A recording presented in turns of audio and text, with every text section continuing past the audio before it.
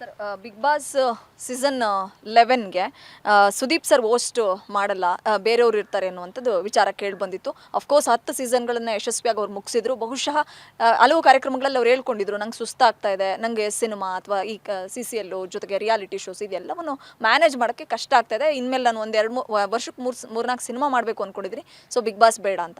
In case ನಿಮ್ಮ ಪ್ರಕಾರ ಈ ಥರದ್ದು ಸುದ್ದಿ ಬಂದಾಗ ಹೌದು ಸುದೀಪ್ ಮಾಡಲ್ಲ ಅಂತ ಅನಿಸುತ್ತಾ? ಜೊತೆಗೆ ಸುದೀಪ್ ಸರ್ ಮಾಡಲಿಲ್ಲ ಅಂದ ಪಕ್ಷದಲ್ಲಿ ಬೇರೆ ನಮ್ಮ ಕನ್ನಡದ ನಟರು ಯಾರು ಮಾಡಿದ್ರೆ ಚೆನ್ನಾಗಿರ್ತಿತ್ತು, ನಿಮ್ಮ ಗಮನಕ್ಕೆ ಏನಾದರೂ ಬಂದಿತ್ತಾ ಇಂಥವ್ರು ಮಾಡ್ತಾರೆ ಅಂತ? ಕೆಲವರು 3 ಜನದ ಹೆಸರು ಕೇಳಿ ಬಂದಿತ್ತು. ಅದಕ್ಕೆ ನೋಡಿ, ನೀವು ಬಿಗ್ ಬಾಸನ್ನು ಸುದೀಪ್ ಬಿಟ್ಟು ಕಿಚ್ಚ ಸುದೀಪ್ ಅವ್ರ ಹೆಸರು ಬಿಟ್ಟು ನೆನೆಸ್ಕೊಳಕ್ಕಾಗತ್ತಾ? ಖಂಡಿತ ನೆನೆಸ್ಕೊಳಕ್ಕಾಗಲ್ಲ. ನಮ್ಮ ಆತ್ಮೀಯ ಗೆಳೆಯರಿರ್ಬೋದು, ಅವ್ರ ಜೊತೆ ನಾನು ಕೆಲಸ ಮಾಡಿದ್ದೀನಿ. ಬಿಗ್ ಬಾಸ್ 8ರಲ್ಲಿದ್ದೀನಿ, ಬಿಗ್ ಬಾಸ್ 9ರಲ್ಲಿದ್ದೀನಿ.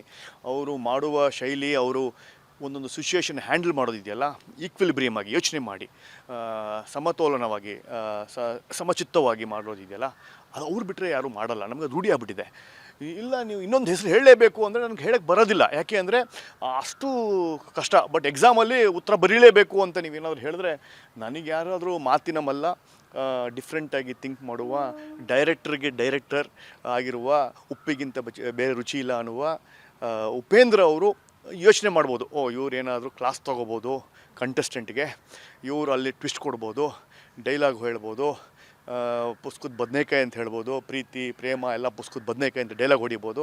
ಅವರು ವಿಭಿನ್ನ ಆಲೋಚನೆ ಇದೆ. ಪ್ರಜಾಕೀಯ ನೋಡಿದ್ದೇವೆ, ಐಶ್ವರ್ಯದಲ್ಲಿ ನಾನು ಅವ್ರ ಜೊತೆ ಕೆಲಸ ಮಾಡಿದ್ದೇನೆ.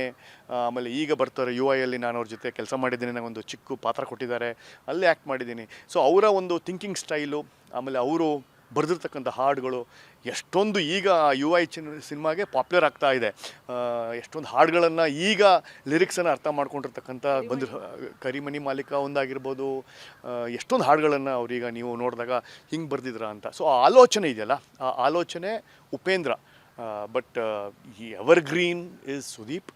The way he walks into the stage, 6 feet with a dress and composed ಆಗಿ ನೋಡಿಕೊಂಡು ಮನೆ ಒಳಗೆ ಎಂಟ್ರಾಗೋಣ ಅಂತ ಹೇಳ್ತಾರಲ್ಲ, ಆ ಗಾಂಧರ್ವ ಇದೆಯಲ್ಲ, ಅದೊಂದು ಗಂಭೀರತೆ ಇದೆಯಲ್ಲ, that only Kichcha Sudeep can do it. Because ಅವರು ಮನೆಯಲ್ಲಿರೋ ಎಲ್ಲರದ್ದು ಮನಸ್ಥಿತಿನ ಅರ್ಥ ಮಾಡ್ಕೊಂಡಿರ್ತಾರೆ. ಯಾರೇ ಇರಲಿ, ಅದು ಸೀನಿಯರ್ ಆಗಿರಲಿ, ಜೂನಿಯರ್ ಆಗಿರಲಿ, ಸೀನಿಯರ್ ಆ್ಯಕ್ಟರ್ ಆಗಿರಲಿ, ಎಲ್ಲರನ್ನೂ ಹೇಗೆ ಮಾತಾಡಿಸ್ಬೇಕು ಅನ್ನೋದು ಅವ್ರಿಗೆ ಗೊತ್ತಿದೆ. ನೀವು ನೋಡಿ, ಅವ್ರು ಯಾರನ್ನೂ ಮರ್ಯಾದೆ ತೆಗೆಯೋದಿಲ್ಲ. ಅಂದರೆ ಹಿಲೈಸ್ ಮಾತಾಡೋದು, ಎಲ್ಲರೂ ರೆಸ್ಪೆಕ್ಟ್ ಕೊಟ್ಟೆ ಮಾತಾಡ್ತಾರೆ. ಬಟ್ ಅವ್ರ ವಿಷಯವನ್ನು ಯಾರ್ಯಾರು ಹೇಳಬೇಕು ಆ ಥರ ಮುಟ್ಟಿಸ್ತಾರೆ ಅವರು.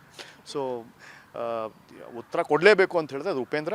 ಬಟ್ ನನಗನ್ಸುತ್ತೆ ಬಿಗ್ ಬಾಸ್ ಸೀಸನ್ 25 ಬಂದ್ರೂ that is Kichcha Sudeep. Guarantee news, ಸುದ್ದಿ ಖಚಿತ, ನ್ಯಾಯ ನಿಶ್ಚಿತ.